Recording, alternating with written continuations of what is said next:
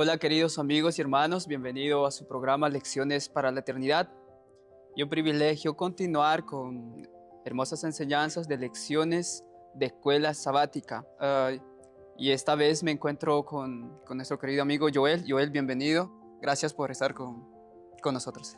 Muchas gracias, Ronald, por la invitación. Para mí es una alegría participar una vez más y continuar participando de este hermoso programa que es el repaso de la lección de la escuela sabática, que la verdad está siendo muy interesante ver algunos aspectos de la profecía, algunas alusiones, como dice el título, que nos muestran un asunto escatológico y es más, el mundo, el momento en el que estamos viviendo ahora. Así es, y de hecho eso amplía nuestro conocimiento y nos hace centrar el tiempo en que realmente estamos viviendo.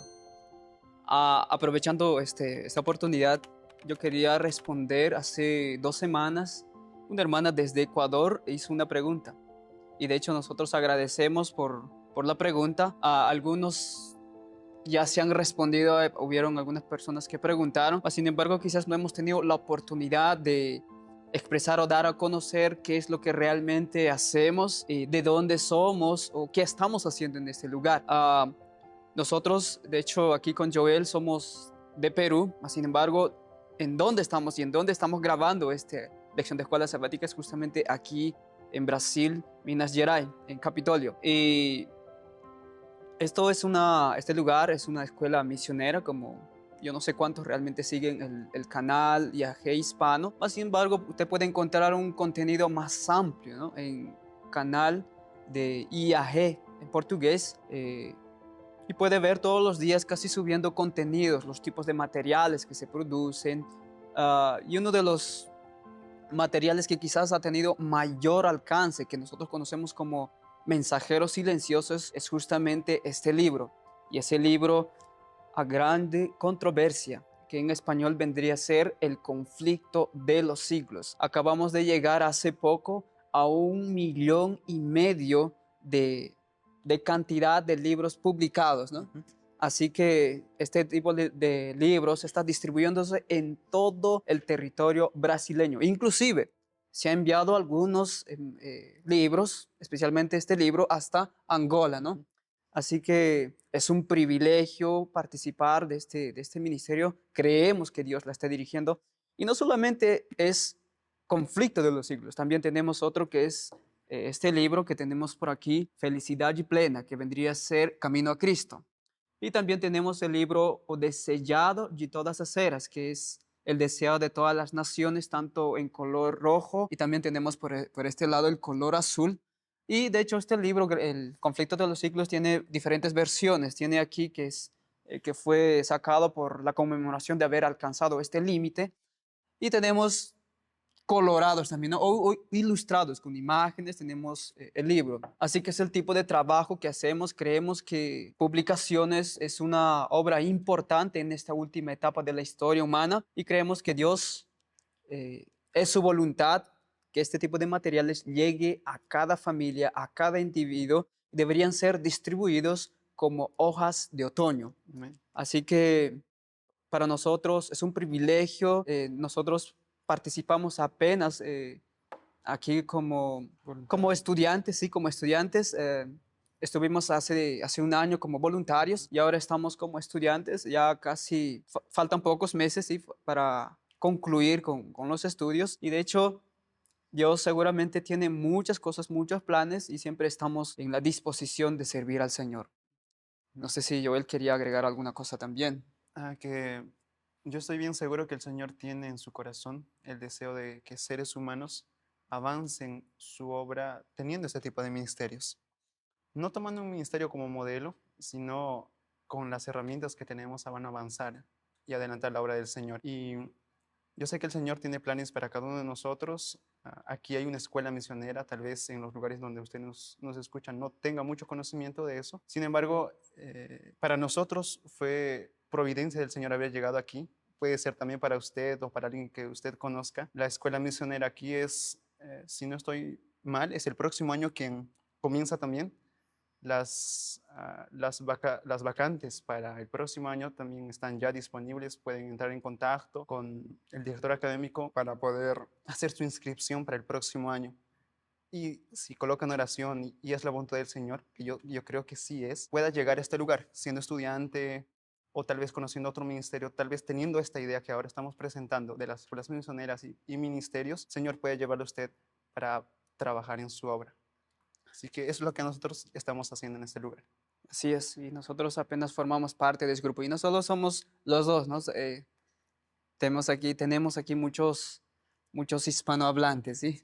Así que es un privilegio contar con algunos y yo sé que llegarán aún muchos. Bueno, después de haber hecho conocer un poco de lo que se hace aquí, ahora sí vamos a entrarnos de lleno en el estudio de lección de escuela sabática. Joel, no sé si podrías dirigirnos con oración. Sí, oremos. Padre nuestro que estás en el cielo, te damos gracias por la oportunidad que tenemos de escudriñar tu palabra. Queremos rogar, Señor, de que sea tu Espíritu Santo quien ilumine nuestra mente, nuestro corazón, no solamente de nosotros aquí, sino también de cada persona que nos esté escuchando, que a través de tu palabra podamos encontrar esperanza, podamos encontrar poder para vivir aquella vida que tú requieres de nosotros. Permite, Señor, que podamos conocer los tiempos en el que estamos viviendo y la responsabilidad que tenemos en medio de lo que está sucediendo en el mundo. Guía nuestra mente hacia ti a través de tu palabra y sea ella quien hable en nuestros corazones. Eso es lo que te pido y te suplico en el nombre de Jesús. Amén. Amén. Bien, hace una semana pasamos el estudio de las naciones, ¿no?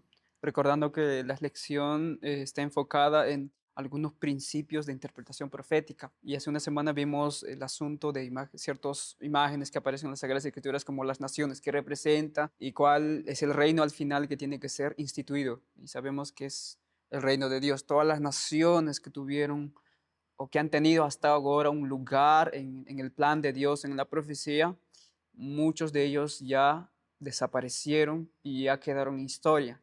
Mas, sin embargo, ni una nación eh, puede gobernar, ¿sí?, eternamente, ¿no? Solo el reino de Dios, que tiene un gobierno teocrático, al final de la historia tendrá dominio y poder sobre este mundo.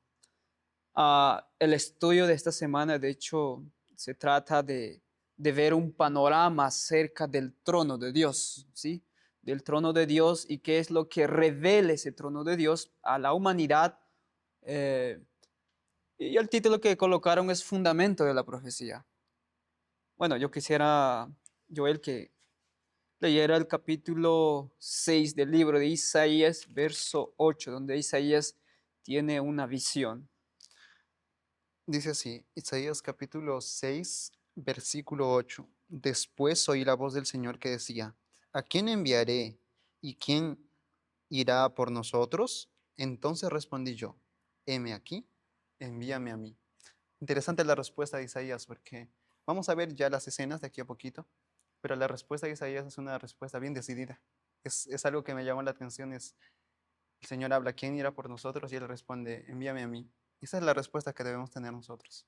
Así es, y de hecho la respuesta que da Isaías tiene que ver con algo que anterior ha acontecido algo con él, porque naturalmente el hombre no está en esa capacidad de dar esa respuesta.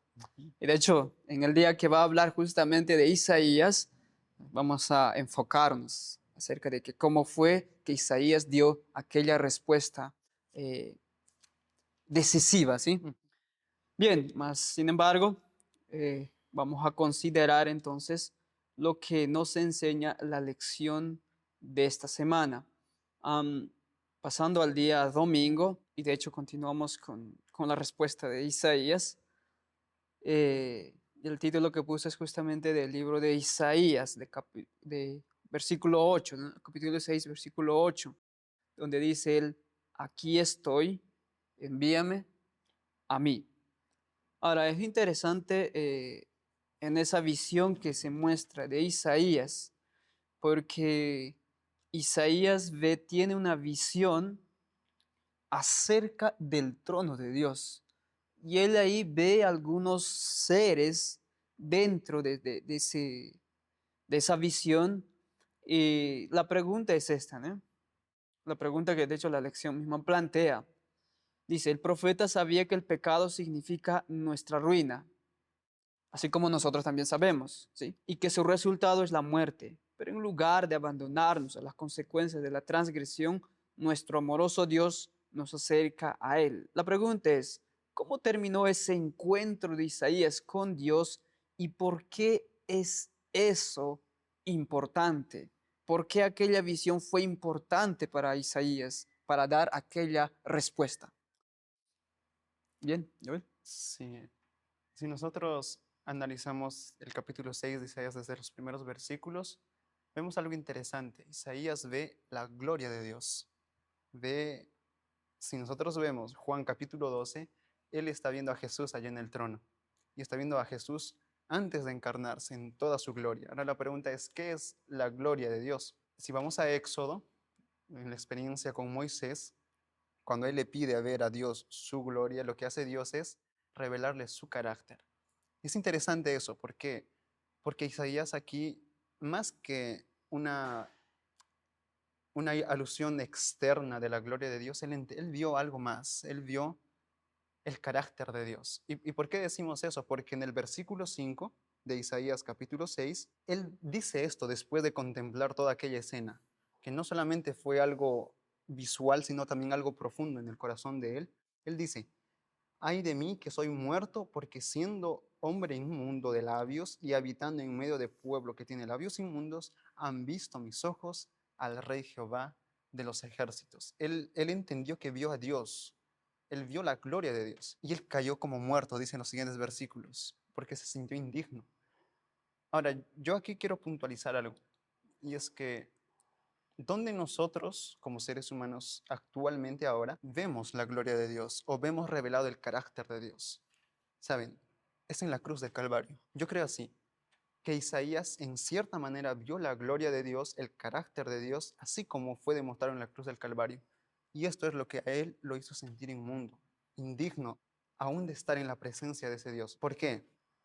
Porque nosotros descubrimos en la cruz quién es Jesús y quién soy yo delante de él. Sabes, Ronald, yo estaba pensando hace unos días al estudiar esta lección que al pie de la cruz yo me doy cuenta que Dios es quien me da vida. Dios me entrega esa vida y lo único que yo estoy haciendo con esa vida es crucificarlo. Y ese es un pensamiento que me mantuvo meditando por un buen tiempo, porque Dios es amor, Dios estuvo dispuesto a salvarme y por eso me dio esta vida que yo ahora tengo y lo único que yo estoy haciendo fue infligirle daño. Y es ahí donde, al pie de la cruz, cuando yo me encuentro allá, yo me doy cuenta que mi yo está por los suelos, mi orgullo está por los suelos, yo me aborrezco a mí mismo por lo que yo estoy haciendo, pero allá en el suelo yo me doy cuenta, yo encuentro mi esperanza, y mi esperanza es aquel a quien yo estoy infligiendo daño. Y es en cierta manera lo que acontece también con Isaías, porque él se siente así, una persona indigna, y hasta que cae al suelo, pero viene de la misma presencia de Dios un ángel, un serafín de la presencia de Dios teniendo en su mano un carbón encendido y toca sus labios y le da esperanza, le da gracia, le da salvación, eso que él necesitaba. Y después de toda esa escena es cuando él responde, he aquí, envíame a mí. Y en cierto modo esa es la experiencia que nosotros debemos pasar para hacer y responder de la misma manera que Isaías.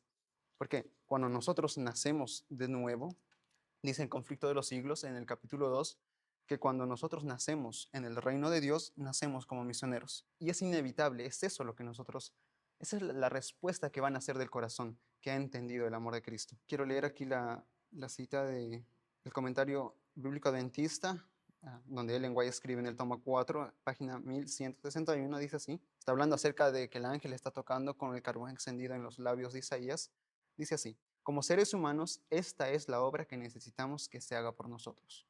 Necesitamos que el carbón encendido, tomado del altar, sea colocado sobre nuestros labios.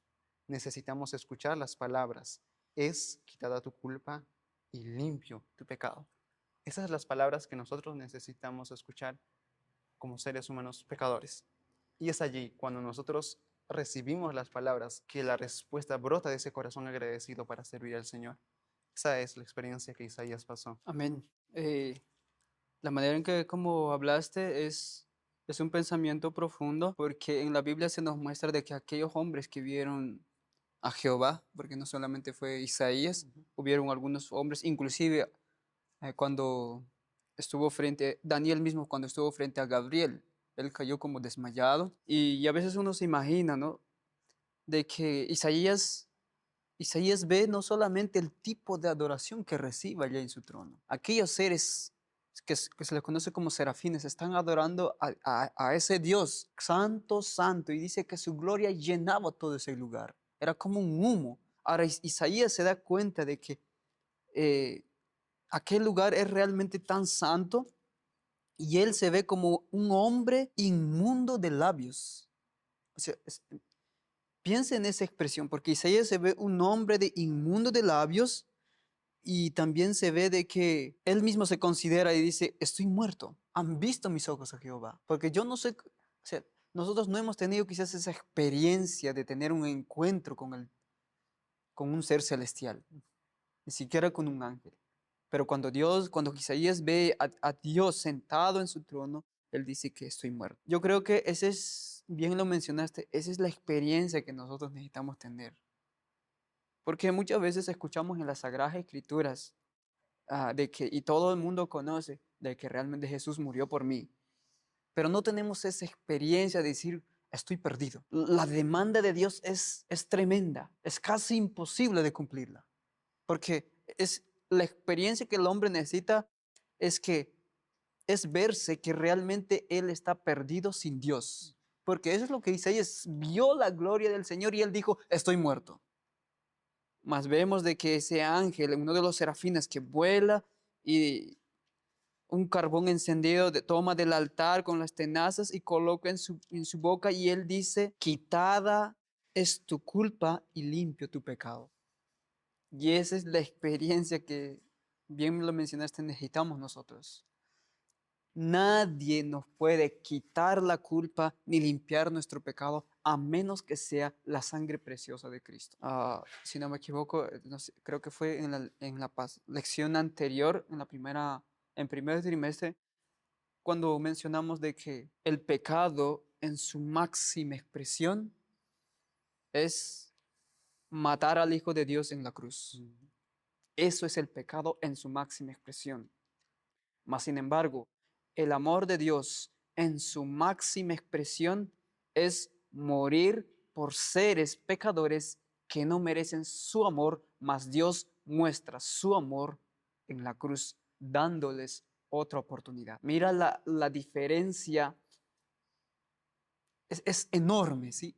Es enorme, mas ese es Dios. Cuando tú, como Joel mencionó bien, cuando miras realmente a la cruz del Calvario y ves que un Dios omnipotente que te creó, que te escogió desde el vientre de tu madre, está muriendo por ti, cargando tu culpa, toda tu vergüenza, todo tu pecado, te sientes indigno. Ese mismo encuentro tuvo Pablo. No, aquellos que recuerdan la historia de Pablo, aquel hombre que andaba persiguiendo a la iglesia, azotando a las iglesias, hasta que tuvo aquel encuentro en el camino a Damasco y cayó. Y Jesús le dijo, Pablo o Saulo, Saulo, ¿por qué me persigues? Después de aquella experiencia, la respuesta de Saulo de Tarso fue, ¿qué quieres que haga? La respuesta de Isaías, que aquí encontramos en capítulo 6 de Isaías, verso 8, es, heme aquí, respóndeme a mí. La cita que mencionaste que está en Conflicto de los Siglos, en el capítulo 4, hablando de los valdenses, dice que el espíritu misionero de Cristo es algo así. Sí, el espíritu de Cristo es un espíritu misionero. El primer impulso del corazón regenerado es el de traer a otros también al Salvador. Y esa es la experiencia que tuvieron esos hombres. Dieron una respuesta positiva. Heme aquí, envíame a mí. Saulo dijo, ¿qué quieres que haga, Señor? Todos los hombres necesitamos tener esa experiencia. Y de hecho podemos mencionar otra experiencia de David, de capítulo 51 de Salmos. Mas, sin embargo, la Biblia nos enseña de que la única manera de que nuestros pecados tienen que ser quitados, borrados, es contemplando la gloria del Salvador. Y la mayor manifestación de la gloria de Cristo se encuentra en la cruz. se encuentra en la cruz. Así que cuando tú contemples aquella manifestación de la gloria del Señor, te verás perdido, pero habrá esperanza porque verás a Cristo en la cruz muriendo en tu lugar y dándote otra oportunidad. Entonces tu respuesta también será, he aquí o heme aquí, envíame a mí. Esa experiencia, mi querido amigo, necesitamos de manera individual. No es que por ser parte de la iglesia soy parte de esa experiencia. La experiencia es individual. No sé si querías comentar también algo o podemos pasar al siguiente día. Sí, pasamos al... Ok. El siguiente día ah, continúa hablando, ya que hablamos de aquí de serafines un poquito. Y en el siguiente día hablamos de los querubines. Interesante esa palabra, querubines. La lección nos muestra, y de hecho en toda la parte de la Biblia que va a encontrar como querubines, significa como que algo que está ardiendo, ¿sí? Algo, la palabra original es ardiente, ardiendo.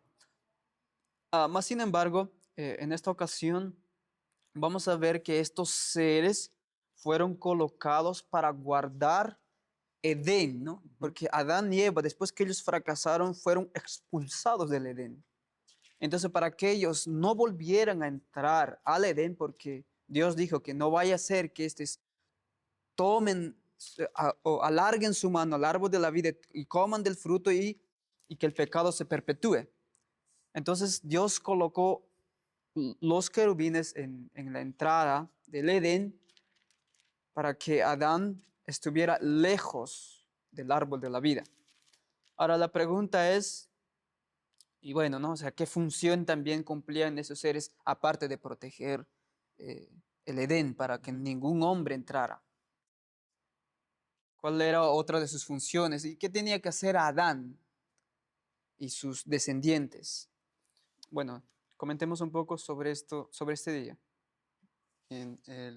La lección del día lunes es bien interesante porque si seguimos el raciocinio que está dando, que de hecho es bien interesante el raciocinio que da la lección en cuanto a esos dos querubines, es que vamos a leer el texto Génesis 3:24, dice así, pues, echó pues fuera al hombre y puso al oriente del huerto del Edén querubines y una espada encendida que revolvía por todos lados para guardar el camino del árbol de la vida. Si leemos la verdad acerca de los ángeles, esa espada que se revolvía eran ángeles también. Creo yo que son los mismos querubines. Ujú. Ahora, la idea interesante aquí, y que la lección también muestra ese raciocinio, es que la palabra que se utiliza para colocar, que puso Dios, que colocó Dios los dos querubines, es la palabra hebrea shahan. Y es interesante porque realmente esa palabra shahan es la raíz de Shekinah, que quería decir la presencia de Dios, y es la misma palabra que se utiliza en Éxodo 25:8, hablando del santuario. Dice, y me harán un santuario para que habite en medio de ellos. La palabra es la misma, shahan, para que yo habite, para que yo sea colocado allí. Y ahora, tiene otra alusión más interesante, que shahan, esa palabra, quiere decir también como que habitar en tienda. Entonces es hacer morada. Cuando Dios coloca esos dos querubines, que ciertamente era para no dejar pasar al árbol de la vida, también tenía un propósito. Era mostrarle a Adán de que Dios estaba ahí, la presencia de Dios todavía permanecía entre ellos. ¿Por qué? Porque nosotros vemos que querubines, ellos nos hablan de que, por ejemplo, en el santuario, en el propiciatorio, había dos querubines allá y la presencia de Dios era revelada en medio de eso. Entonces, esa era la enseñanza que había en la mente de Adán y de sus descendientes, porque no sé si tengo anotado aquí, creo que no, que la presencia de Dios se manifestaba en las puertas del Edén y ellos, o sea, Adán y sus hijos, iban allá a adorar a Dios. Es interesante porque Dios no quitó la comunión con ellos. Es verdad que hubo una comunión limitada por causa del pecado, pero Dios no quitó la comunión con ellos. ¿Por qué? Porque Dios tenía el plan, tenía el propósito de restaurar a la humanidad.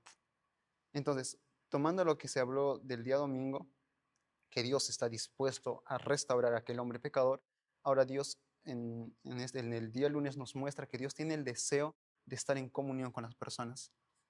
El pecado abrió una brecha entre Dios y el hombre, pero Dios está ahí presente. Él está mostrándonos, Él está haciendo morada aquí en la tierra. Bueno, voy a comentar algunos otros textos más para adelante porque también tiene esa correlación en los días posteriores. Pero básicamente esa es la idea. Interesante, ¿no? Porque a Dios siempre se relaciona como que mora también entre los Ujú. querubines. Isaías 37:16 hablaba de eso, de que Dios de Israel, que moras entre los querubines, solo tú eres Dios de todos los reinos de la tierra y de los cielos y la tierra, dice también. Lo interesante es que a Dios no le gusta estar lejos de sus criaturas. ¿Por qué razón? Porque en el principio, antes de que el hombre fracasara, Dios se comunicaba en persona con Adán, ¿sí? Pero después del pecado hubo aquella separación. Dios se comunicaba con voz audible muchas veces Ujú. con la humanidad, mas sin embargo, yo me imagino, ¿no? Dios creó a la humanidad para estar junto con Él, no para estar alejado. Mas sin embargo, la separación se debió al fracaso del hombre, el pecado. Pero aún así, Dios no lo abandonó a su suerte a la humanidad, sino que Él siempre quiso estar de cerca con sus criaturas. Es por eso que en el libro de Éxodo nosotros encontramos a Dios mandando a Moisés que construyera un tabernáculo, porque Dios no gusta estar tan alejado de sus criaturas, porque esa es la visión que normalmente se tiene en este mundo. Algunos que no creen en las Sagradas Escrituras tienen esa visión de que es un Dios que tiene o que simplemente creó las cosas y dejó a su suerte después del pecado. La visión que nos da la Biblia es muy diferente. Es un Dios realmente que está muy interesado en sus criaturas, que inclusive a pesar de que ellos eran pecadores, está dispuesto a enseñarles el camino de santidad, morando, viviendo en medio de ellos. Y eso es lo que Jesús vino a hacer. Cuando dice que se llamará Emmanuel, es que Dios con nosotros. Dios con nosotros. Y es la voluntad del Señor en los escritos o en las epístolas del apóstol Pablo encontramos de que Dios o Cristo en nosotros, la esperanza de gloria, si no me Ujú. equivoco, es en el libro de Colosenses, Sí, ¿sí? dos. O sea, Dios no gusta estar lejos de sus criaturas. Y es más, Dios construyó al hombre para que sea un templo viviente y Dios quiere realmente morar en eso. En 1 Corintios encontramos capítulo 6 dice que, o no sabéis que nuestro cuerpo es templo del Espíritu Santo. O sea, Dios quiere estar, Dios quiere morar, tiene que tener una relación tan íntima con sus criaturas. Y es por eso que Dios mandó morar mandó a construir el tabernáculo porque Él quiere estar en medio de sus criaturas. O sea, la Biblia al menos nos enseña que eso es la expresión que da la Biblia, que Dios, se podría decir esa palabra, quizás no encuentro otra mejor palabra, gusta estar tan cerca de sus Ujú. criaturas, gusta relacionarse con sus criaturas. Ah, y de hecho eso es lo que representaba, ¿no? El arca. Bien, vamos a pasar al siguiente día que continuamos con otra escena. Y de hecho también va muy relacionado al libro de Isaías, Ujú. carbón encendido, que es lo mismo que significa querubín. Ah, de hecho en la Biblia nosotros encontramos la figura de querubines siempre aparece en la construcción del santuario. Estaba en las telas, Sí, la había siempre cortina. santuario. En el arca del pacto también vemos dos querubines cubriendo el arca. Y esta figura era muy común, ¿sí? Muy común. Algunos incluso encuentran estos seres en el libro de Salmos como representado una imagen poéticamente que los querubines son los que transportaban a Dios en el aire, Sí, ¿sí? Como Dios cabalgando encima de ellos. sí. Más sin embargo, el libro de Ezequiel nos muestra muy parecido a la descripción que se da también en Apocalipsis 4 y Isaías 6, que acabamos de ver. La pregunta es, ¿qué similitudes existen entre estos pasajes? O sea, si son iguales las escenas que se muestran o son muy diferentes. Ujú. Porque tanto Ezequiel, tanto Isaías y Apocalipsis muestran una escena que son muy parecidas. Solo que hay, en Isaías se muestra serafines, más en Ezequiel son querubines. Sí. Bien, comentemos un poco entonces. Es interesante que las visiones que nos muestra la lección, que son tres, de Isaías, de Ezequiel y la visión de Daniel en Apocalipsis capítulo 4, ¿Mm? nos muestran el trono de Dios. Y es interesante porque el trono de Dios está relacionado también con seres que están muy cerca de él adorándole. Como bien mencionaste, Isaías y Apocalipsis parecieran tener mucha similitud porque los dos mencionan serafines, Ujú. sí, de 6 alas, que con rostros. Ahora, el asunto de los rostros es muy parecido a lo que habla en Ezequiel, que también muestra seres allá con esos rostros, las mismas imágenes de los rostros de hombre, de león, de un buey y de un águila. Es muy parecido y de hecho es bien interesante eso, que haya ese tipo de similitudes. El asunto es este, que aquellos seres están muy relacionados con la presencia de Dios. Entonces podemos decir que son seres muy cercanos al trono de Dios y a lo que Dios es. Ahora, como mencionaste también, en el propiciatorio había dos ángeles o querubines, en donde en medio de ellos se presentaba, se revelaba la gloria de Dios, que eran conocidos como los ángeles cubridores o querubines cubridores, de los cuales nosotros entendemos por los escritos de la sierva del Señor que de allí fue donde cayó Satanás. Entonces, y Satanás era el ángel que estaba en más cercanía al trono de Dios y a Dios mismo. No voy a entrar en los detalles de las similitudes porque, bueno, tenemos los textos allá, Ezequiel capítulo 1, después la lección también nos muestra Ezequiel capítulo 10, en donde vemos más detalles y se los llama querubines allí. Son 4 seres vivientes, el tipo de semejanza que hay en ellos, después serafines que ya estamos mencionando. La cuestión que yo quiero resaltar es que aún esos seres que están en la misma presencia de Dios, ellos son los que con más fuerza reflejan la gloria de Dios. Ese era el lugar de Satanás. Satanás, perdón, no, Lucifer, antes de ser Satanás, Lucifer, él tenía ese papel y él lo cumplía. Si nosotros vamos a revisar a los profetas, si no estoy mal, es Ezequiel quien habla de él, él muestra de que él, antes de su caída, él cumplía su papel como ese ángel que comunicaba la gloria de Dios. Y ese es el papel de estos seres vivientes que están muy relacionados con el trono. Ezequiel nos va a mostrar que están en los 4 extremos, que pareciera que son ellos quienes mueven el trono de Dios, haciendo referencia también a Salmos 18, donde Dios es movido por uno de los querubines. Y para resaltar este pensamiento que estoy diciendo de revelar la gloria de Dios a un seres majestuosos, voy a leer el Deseo a todas las gentes, donde nos va a dar esa vislumbre, una vislumbre bien interesante y en relación con nosotros también. El Deseo de todas las gentes, la página 132, dice así: desde las edades eternas había sido el propósito de Dios que todo ser creado, desde el resplandeciente y santo serafín hasta el hombre, fuese un templo para que en él habitase el Creador. A causa del pecado, la humanidad había dejado de ser templo de Dios. Ensombrecido y contaminado por el pecado, el corazón del hombre no revelaba la gloria del ser divino. Y esa es la razón de nuestra creación, de dar gloria a Dios. Y dice más: pero por la encarnación del Hijo de Dios se cumple el propósito del cielo. Dios mora en la humanidad y mediante la gracia salvadora, el corazón del hombre vuelve a ser su templo. Ese es el propósito por el cual Dios vino aquí a la tierra, o Cristo, siendo Dios, se encarnó. El hombre, por causa del pecado, no estaba cumpliendo el propósito por el cual fue creado. Y Dios creó a la humanidad con ese propósito de revelar su gloria. No se dio. Ahora, Dios no lo dejó ahí. Dios envió a su propio Hijo para que el propósito del planeta Tierra sea cumplido. Así que en Cristo el propósito de la humanidad va a ser aún más consumado, cumplido plenamente. Y eso lo tenemos ahora como promesa. Interesante, ¿no?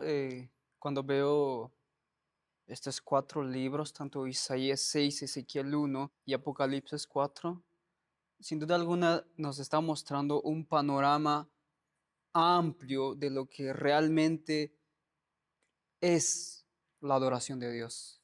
Porque estos seres, por más que sean seres perfectos, seres que nunca cayeron en el pecado, se ve que ellos están activamente en la obra del Señor. O sea, hay otros que están en Apocalipsis 4, están esos 4 seres vivientes y aquellos seres que tienen 6 alas, que son los serafines, que están adorando al Señor santo, santo, santo, santo. Mientras que en Ezequiel vemos que esos seres vivientes tienen un oficio activo, donde corren y vuelven, dice versículo 14, a semejanza de relámpago. Tienen una obra única. Y en Isaías también tenemos que aquellos están sirviendo en el trono del Señor. O sea, la santidad que se ve ahí es tremenda. Si Ujú. nosotros pensamos de que todos los salvos llegaremos a ese cielo, tenemos que imaginarnos que la adoración que se da allí es el tipo de adoración que nosotros necesitamos aprender aquí en la tierra. Porque imagínate esos seres santos, cómo reconocen a su Creador, cómo están tan activamente en su trabajo, porque por lo que veo es que cada uno tiene su oficio, su papel. Y de hecho todo el cielo está interesado en la salvación de la humanidad. Ahora, la pregunta que me hizo reflexionar un poco es lo que la lección, la última parte, plantea, donde dice, ¿cómo te ves en comparación con la santidad de la que Ezequiel es testigo aquí? Ya se puso a pensar de que, ¿qué tipo de santidad se muestra ahí? ¿Qué tipo de santidad nosotros mostramos cuando adoramos al Señor? Ay, nos parecemos siquiera en algo. La triste realidad es que la verdadera santidad hoy, viviendo en este siglo XXI, se ha perdido mucho, donde ya no se hace mucha diferencia entre lo santo y lo profano. Yo podría decir que entraron muchas cosas que no son parte del culto verdadero a Dios. La pregunta que continúa es, ¿qué te dice tu respuesta acerca de tu necesidad del Evangelio?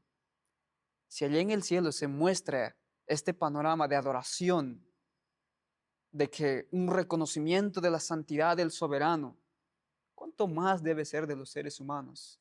Si queremos, si anhelamos el cielo, necesitamos asemejarnos cada vez más al tipo de adoración que se da en el cielo. Y la última pregunta es que, ¿qué nos, qué nos falta, ¿sí? Para asemejarnos cada vez más a ese tipo de adoración?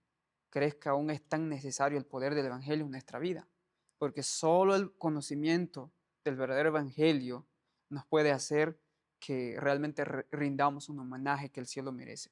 Porque el tipo de adoración que esos seres muestran es increíble. O sea, por eso que Isaías quedó espantado y dijo, estoy muerto. Y si nosotros queremos ir allá, necesitamos aprender aquí. Bien, el siguiente día continúa el día jueves, que es Dios entre su pueblo. De hecho, que veníamos comentando cuando Dios decidió que construyeran el tabernáculo en medio de su pueblo. Pero este día nos agrega algunos detalles, ¿no? Algunos detalles de lo que veníamos hablando, que cuando Dios decidió descender sobre esta tierra y mostrarse en medio o en el tabernáculo, especialmente en el lugar santísimo donde Él hacía su manifestación. eh, en la Biblia se nos muestra algunas tribus principales que estaban alrededor, se podría decir, del tabernáculo. La pregunta es, ¿cuáles eran esas tribus principales y por qué razón, ¿no? Dios permitió esa formación, o sea, que esos estuvieran alrededor? ¿Qué enseñanzas, de hecho, se puede sacar de este día? ¿Qué lecciones podemos aprender de este día jueves? Bien, es interesante que la lección está tratando de que entendamos que ese Dios que es santo, ese Dios que recibe adoración de seres santos también, está en medio de su pueblo o está entre nosotros o muy cerca de nosotros, deseando tener comunión con nosotros.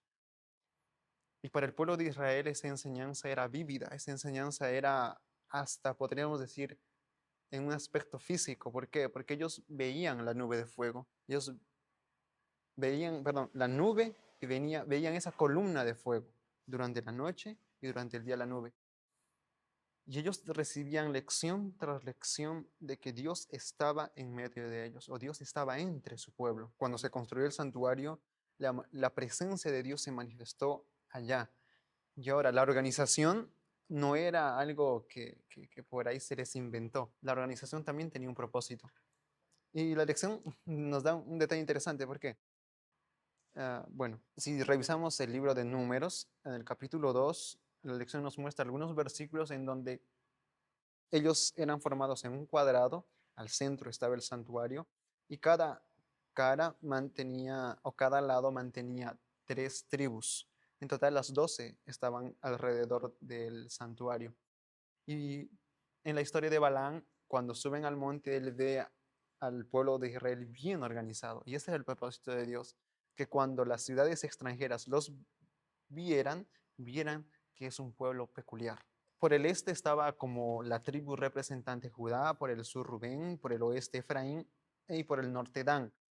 Entonces, la lección nos muestra algo interesante, que según la tradición, que, bueno, es la tradición, esas 4 tribus representaban en su estandarte, una bandera que ellos tenían representativamente figuras. Y según la tradición rabínica, como dice aquí en el comentario de la lección, eran exactamente la imagen de aquellos 4 seres vivientes que nosotros vemos en Ezequiel y vemos en Apocalipsis. Y es interesante, pero la lección también hace la aclaración que podemos decir muchas cosas hablando o sustentándolo con la tradición. Ahora, aunque realmente nosotros no tenemos revelación inspirada en cuanto a este asunto, lo importante es la lección que nosotros aquí sacamos y entendemos. Y es que Dios, en medio de esa organización que representa la organización y el orden del cielo, Dios manifestaba su presencia en medio de su pueblo. Esa es una lección grande y profunda, porque Dios siempre se mostró a Israel interesado en colocar su tabernáculo allá, en medio de su pueblo. Y esa misma promesa llega a nosotros. No es solamente allá a Israel, a nosotros nos llega también por promesas hechas por medio de Cristo. ¿Recuerdan el texto que leímos? Éxodo capítulo 25, versículo 8, donde dice, y harás un santuario y yo habitaré en medio de ustedes. La palabra es shahan, habitar, colocar tienda, levantar un tabernáculo o morar en una tienda. La palabra equivalente en el griego es la palabra skenosen. Y esa palabra skenosen es utilizada 5 veces por el apóstol Juan, una en Juan y las demás en Apocalipsis. Y es interesante, ¿por qué? Porque Juan lo utiliza cuando está hablando de aquella palabra que se está haciendo carne. Dice, y aquella palabra fue hecha carne y habitó entre nosotros. Ese habitó entre nosotros es esa palabra skenosen, que es el equivalente al hebreo shahan. Ahora, esto es muy importante. ¿Por qué? Porque el hecho de Dios colocar su tabernáculo en medio de Israel era una alegoría a lo que Cristo iba a venir a hacer su morada aquí en la tierra. ¿Y de qué manera? Colocar su morada de manera permanente en la tierra es Cristo haciéndose hombre. Esa es la alusión que hacía el tabernáculo, que un día el Redentor del mundo iba a venir en medio de nosotros a morar con nosotros. Y esa es una lección bien grande, bien importante para nosotros como cristianos. Y es más, cuando se le acerca el ángel a María, le dice, y colocará su nombre Emmanuel, repitiendo la promesa de Isaías, el cual significa Dios con nosotros. Dios siempre, siempre tuvo el deseo de tener esa comunión con su pueblo. Y desea tener esa comunión con nosotros. Y esa es la promesa del pacto eterno que encontramos en Jeremías capítulo 31 y en Hebreos capítulo 8, donde nos muestra de que nadie más enseñará a su hermano que quién es Dios, porque todos me conocerán. Está hablando de eso, de verdadera comunión. Y uno de los fundamentos de las profecías es exactamente eso. Dios quiere cumplir su promesa de estar con nosotros. Y es interesante que la lección también toque ese punto. Interesante, ¿no? Ya me has mencionado de que Dios no gusta estar lejos de sus criaturas. Y además Dios no gusta abandonar a sus criaturas a su suerte. Porque inclusive en Génesis, cuando el hombre pecó, el hombre no buscó a Dios. Ujú. Fue Dios quien buscó al hombre. Fue Dios que empezó a llamarle a Adán, ¿dónde estás? Y eso es siempre la actitud de Dios a un hombre que está en vergüenza y prefiere ocultarse del rostro del Señor. Dios de manera continua anda llamando. Y de hecho, yo creo que también se refiere a eso cuando vemos en Apocalipsis que Dios dice está tocando, ¿no?, las puertas del corazón, porque el hombre decide siempre esconderse. Y eso es lo que vemos aquí. Dios quiere estar en medio de nosotros. Y todas las descripciones que hasta aquí hemos visto es que Dios realmente pretende acercar a la humanidad entera a su trono. Y en el libro de Apocalipsis 21-22, al final dice, cuando todo se ha restaurado, dice, Juan dice que no vi más templo, ¿no?, así como hubo aquí en la tierra un santuario terrenal, dice, allá no había templo, porque el Señor Dios Todopoderoso es el templo de ella y el Cordero. Dios quiere que la humanidad entera se acerque a su trono, a su templo. Y cuando los salvos estén con Cristo, estarán con su Dios. No quizás en un templo físico, como dice, mas sin embargo, estaremos con Dios mismo. Así que hoy yo creo que necesitamos aprender de que cómo podemos acercarnos a la presencia de Dios de manera continua, porque en el cielo estaremos con el Señor para siempre. Así que hay hermosas enseñanzas de un Dios que está muy interesado en que Él quiere morar con nosotros. Ese es el deseo de Dios con cada uno de nosotros. No es la voluntad de Dios que ninguno se pierda, sino que todos procedan al arrepentimiento. Bien, sin más que decir que en este día queremos hablar sobre el último día que habla acerca de la caída de Lucifer, una historia quizás muy conocida por muchos y también a la misma vez no comprendida en su plenitud, porque el mundo se hace muchas preguntas, ¿sí?, de que por qué razón Dios permitió aún la existencia de Lucifer. Porque si él lo hubiera eliminado en el cielo, nunca hubiéramos visto maldad, ni enfermedad, ni muerte. De hecho, hay muchas preguntas, mas sin embargo, lo que queremos enfocar en este día es acerca de que qué es lo que realmente provocó la caída de Lucifer, cómo influye el contraste entre la caída de Lucifer y la elevada posición de la humanidad en Cristo en su comprensión de lo que ocurre en Apocalipsis 14. Bien, Es interesante que la Biblia nos hable de estos acontecimientos antes de la fundación del mundo. Ezequiel nos da una pequeña vislumbre hablando acerca de Lucifer, de la posición que él tenía y de las cosas que acontecieron para su caída. Yo quiero leer algunos versículos de Ezequiel capítulo 28, el versículo 14. Voy a leer el 14. Dice, tú querubín grande, protector, yo te puse en el santo monte de Dios. Allí estuviste, en medio de las piedras de fuego te paseabas. Perfecto eras en todos tus caminos, desde el día en que fuiste creado hasta que se halló en ti maldad. Después dice el versículo 16, a causa de la multitud de tus contrataciones fuiste lleno de iniquidad y pecaste, por lo que yo te eché del monte de Dios y te arrojé de entre las piedras de fuego, oh querubín protector. Y aquí dice, se enalteció tu corazón a causa de tu hermosura, corrompiste tu sabiduría a causa de tu esplendor, yo te arrojé por tierra, delante de los reyes te pondré, para que miren en ti. Bien, nosotros entendemos con esta descripción que se refiere a Lucifer y al momento donde él se está convirtiéndose en el enemigo de Dios. Es importante reconocer una cosa, que a pesar de que en nuestros días, en las leyendas e historias que aparecen donde a veces intentan echar por tierra las verdades bíblicas, intentándonos mostrar que Lucifer no es tan malo como la Biblia tal vez no los dice. La Biblia es categórica al mostrarnos de que ese ser, teniendo todo el conocimiento de Dios, como vimos en las lecciones de los días anteriores, siendo tan cercano a Dios, se reveló. ¿Por qué?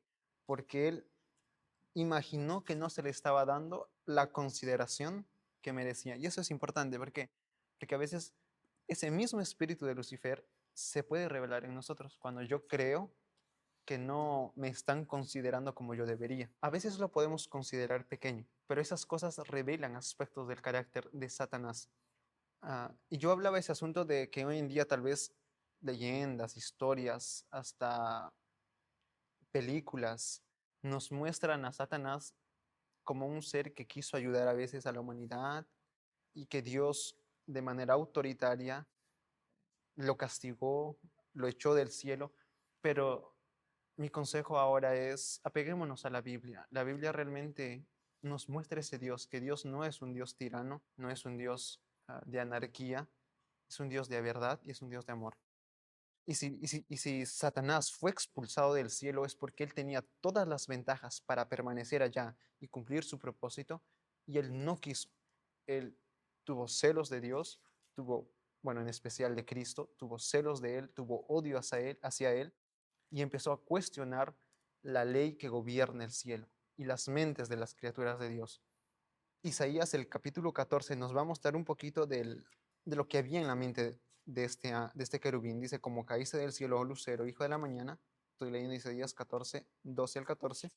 Dice, tú que decías en tu corazón, y aquí está el pensamiento de Lucifer, subiré al cielo, en lo alto, junto a las estrellas de Dios, levantaré mi trono, y en el monte del testimonio me sentaré a los lados del norte, o sea, en el trono de Dios, sobre las alturas de las nubes subiré, y seré semejante al Altísimo. Este era, él quería tomar el trono de Dios, pero no quería actuar igual que Dios. Esa es la diferencia. Vemos aquí un ser teniendo envidia, teniendo celos. Jesús lo describe a él como que siendo homicida desde el principio, cosas muy, muy interesantes, porque el hecho de tener odio hacia alguien, ya estamos, como Jesús lo retrató en el Sermón del Monte, ya estamos asesinándolo en cierta manera. Entonces, ese carácter de Satanás empezó a madurar con el tiempo hasta el punto, como decía Ronald, que el pecado, su máxima consumación es quitar la vida al Hijo de Dios. Y eso es lo que Satanás no solamente buscó, sino intentó lograr. Solo que Jesús salió victorioso de allí porque Satanás no tenía nada contra él. Ahora, es interesante porque ahora se hace el contraste de allá del ser que estaba tan exaltado y que cayó a lo más bajo, y ahora la humanidad que había pecado, la humanidad que parecía que estaba en lo más bajo también, ahora en Cristo es exaltada. Y solamente para terminar el comentario, yo quiero leer una cita de la sierva del Señor que es un poquito extensa, pero que nos va a revelar detalles importantes de lo que Cristo hizo en nuestro favor. El deseo de todas las gentes, en la página 17. Dice así, por su vida y su muerte, Cristo logró aún más que restaurar lo que el pecado había arruinado. Cristo logró más. Era el propósito de Satanás conseguir una eterna separación entre Dios y el hombre, pero en Dios llegamos a estar más íntimamente unidos a Dios que si nunca hubiésemos pecado. Al tomar nuestra naturaleza, el Salvador se vinculó con la humanidad por un vínculo que nunca se ha de romper. A través de las edades eternas, queda ligado con nosotros. Para asegurarnos los beneficios de su inmutable consejo de paz, Dios dio a su Hijo unigénito para que llegase a ser miembro de la familia humana y retuviese para siempre su naturaleza humana. Tal es la garantía de que Dios cumplirá su promesa. Dios adoptó la naturaleza humana en la persona de su Hijo y la llevó al más alto cielo. Es el Hijo del Hombre quien comparte el trono del universo. Es el Hijo del Hombre cuyo nombre será llamado admirable, consejero, Dios fuerte, Padre eterno, príncipe de paz. El Yo Soy es el mediador entre Dios y la humanidad, que pone su mano entre ambos. El que es santo, inocente, limpio, apartado de los pecadores, no se avergüenza de llamarnos hermanos. En Cristo, la familia de la tierra y la familia del cielo están ligadas. Cristo glorificado es nuestro hermano. El cielo está incorporado en la humanidad y la humanidad envuelta en el seno del amor infinito. Eso es lo que Cristo logró con nosotros. Nos elevó al más alto cielo y ahora, en este momento, la humanidad comparte el trono de Dios en la humanidad de Cristo. Esas son las alturas que Cristo nos quiere elevar como seres humanos. El pecado nos colocó en las más bajas profundidades, pero Cristo vino hasta donde nosotros estábamos para elevarnos allá a los lugares celestiales. Esa es la promesa de la iglesia de la Odisea. Se sentarán conmigo en mi trono porque han vencido igual que como yo he vencido. Esa es la promesa. Interesante lo que comentaste. Y así resumiendo, lo que puedo decir es que Lucifer cayó, fracasó y fue arrojado porque buscó, por su propio orgullo, ocupar el trono de Dios. Sí, empezó a verse a sí mismo Y eso es lo que hizo también con la humanidad, que hizo que la humanidad también compartiera la misma suerte que Él. Mas, sin embargo, Dios tenía un plan de rescate.